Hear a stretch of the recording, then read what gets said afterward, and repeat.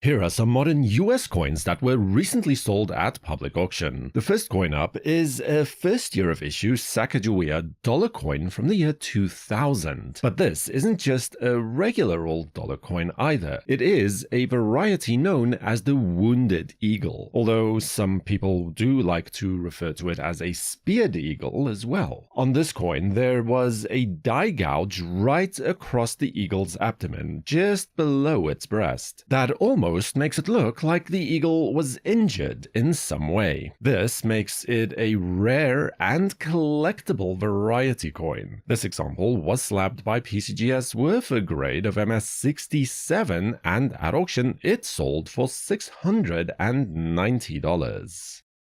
In 1980, the US Mint started placing the P Mint mark on dimes minted at the Philadelphia Mint. This was placed just above the date towards the right of the truncation of Roosevelt's bust. But then, in 1982, a number of coins, seemingly from two separate obverse dies, were accidentally minted and released into circulation without the mint mark on the coin. This is an example of just such a coin, and by the way, this is exactly the kind of coin that you can be cherry-picking or get out of your pocket change if you're that lucky. This example was graded by PCGS with a grade of MS67 and at auction sold for $552.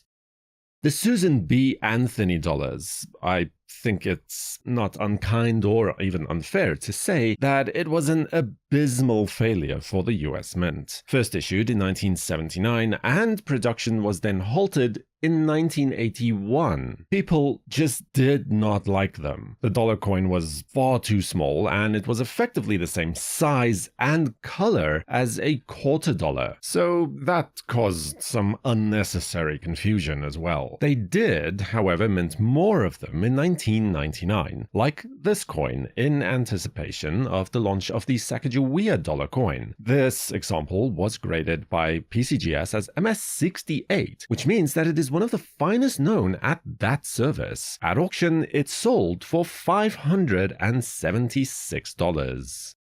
Remember the no mint mark dime from earlier? Well, that wasn't exactly the first date that something like that happened. This is the 1970 no S proof dime. Now, this coin cannot be found in pocket change, but instead only in the 1970 US Mint proof sets. And as all proof sets were minted at the San Francisco Mint by 1970, the coins all should have an S mint mark on them, but a few were accidentally made and issued without the San Francisco Mint's S mint mark. This coin was graded by PCGS as proof 68 cameo and sold at auction for $630.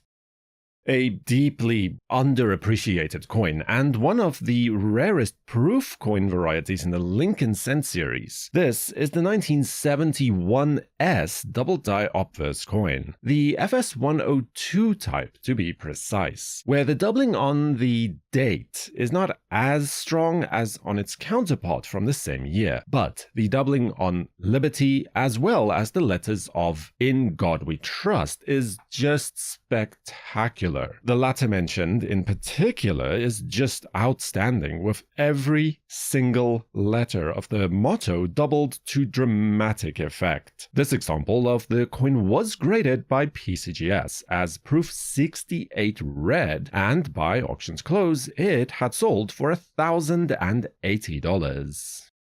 As numismatic legend has it, when the late President Kennedy's widow, Jackie Kennedy, was consulted on the final design of the Kennedy half-dollar coin, her only real critique was that the former president's hair should be better defined. So, on a few of the coins minted in 1964, the details on the hair, especially above the ear, was strengthened. This is what is today known as the accented hair half-dollar coin. This example was graded by PCGS as proof 69 cameo, and at auction it was sold for $1,680.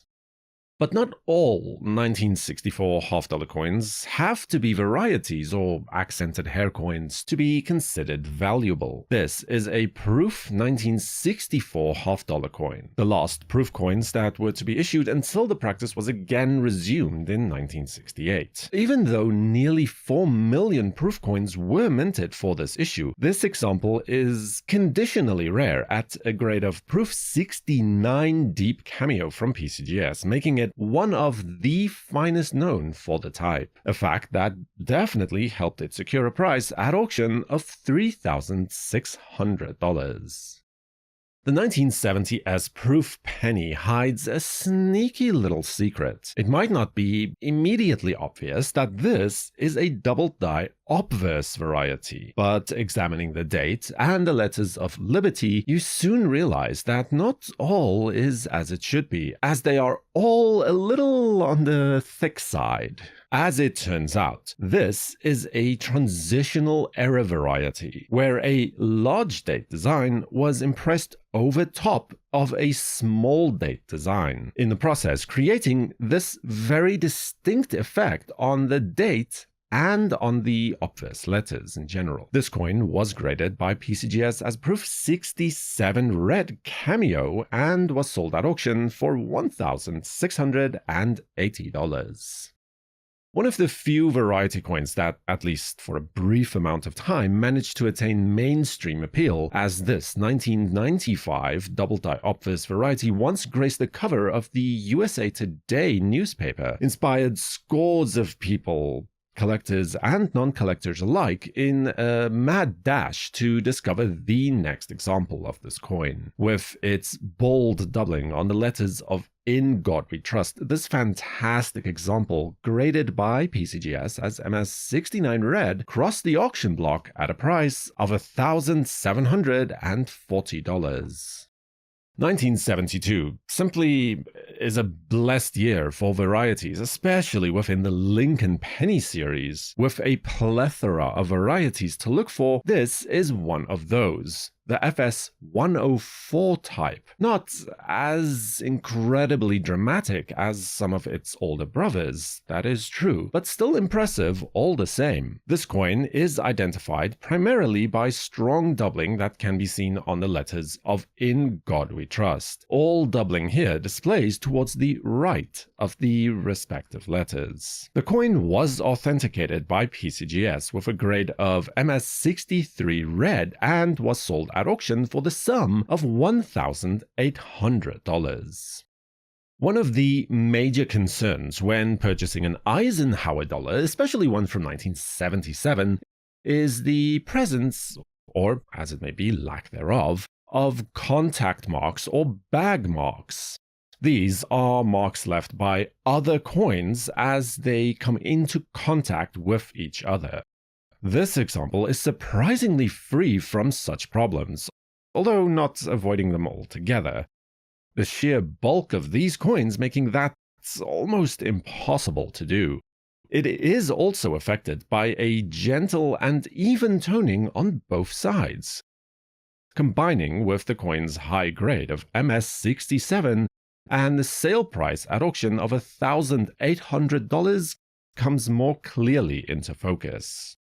In 1965, the US Mint responded to the national coinage shortage by suspending the production of proof coins indefinitely, although they would again resume minting those in 1968, and by switching from silver coins to clad coins. Although in the case of the half-dollar, they would still use a silver-clad or 40% silver coin for another 5 years. This coin stands as one of the finest examples of that issue. Graded as MS67 by PCGS, there are only 5 coins on the population report with a mere half a grade point finer. Add to that the peculiar half-moon toning on this coin, it was able to secure a final price at auction of $2,880.